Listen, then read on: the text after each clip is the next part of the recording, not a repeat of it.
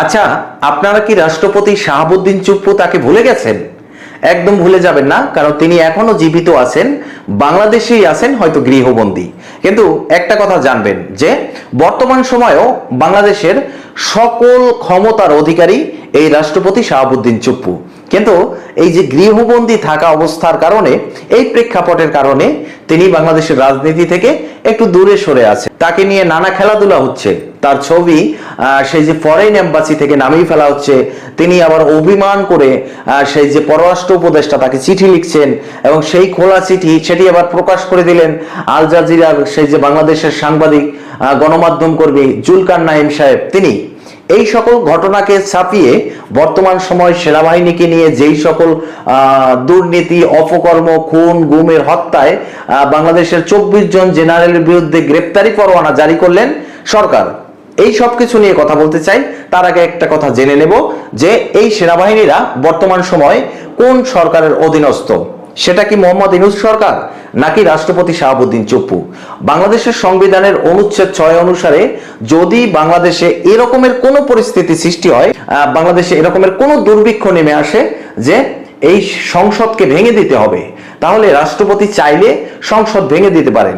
যেরকমটা হচ্ছিল 2024 সালের 5ই আগস্টের পরবর্তীকালীন সময় গণ অভ্যুত্থান বা বিপ্লবের মুখে যখন শেখ হাসিনা বাংলাদেশ থেকে পালিয়ে গেলেন, তার পরবর্তীতে হয়েছিল কি, তার পরবর্তীতে রাষ্ট্রপতি শাহাবুদ্দিন চুপ্পু তিনি সংসদ ভেঙে দিয়েছিলেন, এবং সেই যে সংসদ ভেঙে দিলেন তারপরে রাষ্ট্রপতি রাষ্ট্র চালানোর জন্য তিনি উপদেষ্টা নিয়োগ করতে পারেন, এবং সেই উপদেষ্টা হলো ডক্টর মোহাম্মদ ইউনূস। তাহলে ডক্টর মোহাম্মদ ইউনূস কে? ডক্টর মোহাম্মদ ইউনূস হলো রাষ্ট্রপতি শাহাবুদ্দিন চুপ্পুর নিয়োগপ্রাপ্ত সামান্য একজন উপদেষ্টা মাত্র। আরো কিছু কথা জেনে নেই সংবিধানের 6 অনুচ্ছেদ অনুসারে। সংবিধানের 6 অনুচ্ছেদে এটাও বলা আছে 3 বাহিনীর প্রধান তারা রাষ্ট্রপতির আনুগত্যে বা রাষ্ট্রপতির অধীনস্থ থাকবে। এটা ছিল সংবিধান 6 অনুচ্ছেদের কথা।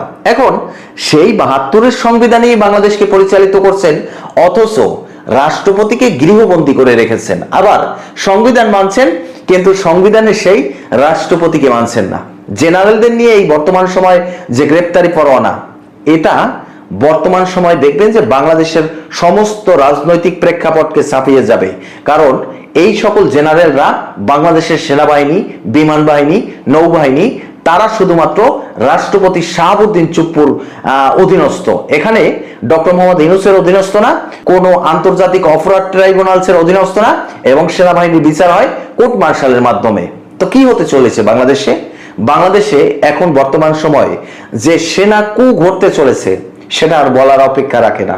জেনারেল ওয়াকারুজ্জামান তিনি কিন্তু সৌদি আরব সফরকে বাতিল করে দিয়েছেন, এবং সৌদি আরব সফর বাতিল করে তিনি বাংলাদেশে ফিরে আসতে চলেছেন। সেনাবাহিনীর পক্ষ থেকে প্রেস উইং এ কি জানানো হলো? সেখানে সেনাবাহিনী জানালো যে এই সকল জেনারেলদের বিরুদ্ধে কোনো গ্রেপ্তারি পরোয়ানা বা অ্যারেস্ট ওয়ারেন্ট এখনো সেনাবাহিনীর কাছে লিখিতভাবে কোনো আদালত, বাংলাদেশের পুলিশ প্রশাসন কেউ জমা দেয়নি। তাহলে কোন ভিত্তিতে এই সকল সেনা সদস্যদের সেনাবাহিনী আবার হেফাজতে নিল? প্রশ্ন তো আসে বিভিন্ন ফাঁকফোঁটর থেকে। তাহলে উত্তর দিন যে কেন, যদি অ্যারেস্ট ওয়ারেন্ট না থাকে তাহলে তাদেরকে কেন হেফাজতে নেওয়া হলো, এবং যদি হেফাজতে নেয় তাদেরকে পরবর্তীতে কি করবে? বর্তমান সময় 56 জন জেনারেল তারা যে দ্বিমত প্রকাশ করলো তার প্রেক্ষাপট কি হবে? এবং এই সকল জেনারেলদের কি পুলিশের হাতে তুলে দেবেন? তাদের বিচার কি আন্তর্জাতিক অপরাধ ট্রাইব্যুনালস করবে? মোটাও না, এটা নিয়ে ভাববেনই না একদম। কারণ সেনাবাহিনীর বিচার হয় কোর্ট মার্শালের মাধ্যমে, কোনো আন্তর্জাতিক অপরাধ ট্রাইব্যুনালসে না। সেখানে ডক্টর মোহাম্মদ ইউনূস নিজে একটি তার যে মন গড়া শাসন ব্যবস্থা, সেই শাসন ব্যবস্থারই কিছু অংশ প্রকাশ করে দিলেন সেনা সদস্যদের গ্রেপ্তারি পরোয়ানা জারি করে। এখন সেই পরোয়ানা জারি হয়েছে কিনা জানি না, তবে ফেসবুকে এটা নিয়ে কথা হচ্ছে, এবং ফেসবুকে সেই কথা তুলে বর্তমান সময়ে সেনাবাহিনীর ওই সকল জেনারেলদের মানে বর্তমান সময় হেফাজতে নিয়েছে সেনাবাহিনী। এখন কান নিয়ে গেল চিলে, কানে হাত না দিয়ে সেই চিলের পিছে দৌড়াদৌড়ি। আসলে সেনাবাহিনীদের বিরুদ্ধে কি আসলেই কোনো গ্রেপ্তারি পরোয়ানা বা ওয়ারেন্ট এটি জারি হয়েছিল, নাকি এই যে পিনাকিদের মতন সেই যে বাজে খারাপ প্রকৃতির লোকজন যারা রাত 12টা 1টার সময় লাইভে এসে বিভিন্ন রকমের আতঙ্ক ছড়ায়, সেই রকমের কোনো আতঙ্কের ফলস্বরূপ বাংলাদেশের সেনাবাহিনীর এই সকল জেনারেলদের নিয়ে এই ধরনের কথাবার্তা উঠলো, গ্রেপ্তারি পরোয়ানা উঠলো? এটা কি বর্তমান সময় ফেসবুকের বাংলাদেশ? বর্তমান সময় তো আসলে স্বাধীন বাংলাদেশ নেই। আপনি ফেসবুকের বাংলাদেশ বলতে পারেন, পাকিস্তানের বাংলাদেশ বলতে পারেন, অন্য কিছু বলার মতন আমাদের আর ভাষা নেই। কারণ বর্তমান সময় বাংলাদেশের স্বাধীনতা সার্বভৌমত্ব বিলীন হতে চলেছে। কে রক্ষা করবে আমাদের? আমেরিকার হাত থেকে সেন্ট মার্টিনকে কে রক্ষা করবে? যদি সেন্ট মার্টিনে আমেরিকান ঘাঁটি তৈরি হয়, সেখানে ভারত এবং চীনের সাথে বাংলাদেশের যুদ্ধ লেগে যাবে। সেই যুদ্ধে বাংলাদেশকে কে রক্ষা করবে? আমেরিকা? সেই আটলান্টিক মহাসাগরের উপর থেকে এখানে এসে আমেরিকা রক্ষা করবে? তাহলে ভারত আর চীন ছেড়ে দিবে? কি ভাবছেন? আসলে এরকম কিচ্ছু হবে না। বাংলাদেশের সমস্ত কিছু ধ্বংস হয়ে যাবে যদি না উপর আল্লাহ সহায় থাকে। তো সেই সহায়তার জন্যই আল্লাহ তার নিজের হাতে এই সকল জেনারেলদের জন্য এই গ্রেপ্তারি পরোয়ানা বলেন এগুলো সৃষ্টি করে দিয়েছে। কারণ সেনাবাহিনীর দ্বারা এই মোহাম্মদ ইউনূস তিনি ক্ষমতায় এসেছেন, সেনাবাহিনীর দ্বারাই তার ক্ষমতার পতন হবে। এটা ইতিহাস বলে। ইতিহাসে এরকমটাই হয়েছে যে তোমাকে বদি বেজে গোকুলে বাড়ি শেষে, এরকমটাই ঘটবে। তো মূল কথাটি হলো বর্তমান সময়ে রাষ্ট্রপতি শাহাবুদ্দিন চুপ্পু তিনি সবকিছুকে ছাপিয়ে এমন একটি বিবৃতি দিয়েছেন যেটা আসলে গণমাধ্যমে ওভাবে আসেনি। বিভিন্ন গোপন সূত্র মারফত এই বিবৃতিটি জানা গেছে যে সেনাবাহিনী শুধুমাত্র বাংলাদেশের রাষ্ট্রপতির অধীনস্থ এবং বাংলাদেশের রাষ্ট্রপতিকেই তারা জবাব দিতে প্রস্তুত, কোনো অন্তর্বর্তীকালীন সরকারকে না, কোনো আন্তর্জাতিক অপরাধ ট্রাইব্যুনালসকে না। এরকমের সামান্য সিভিল কোর্টের কোনো আদেশকে পরোয়াই করে না বাংলাদেশের সেনাবাহিনী।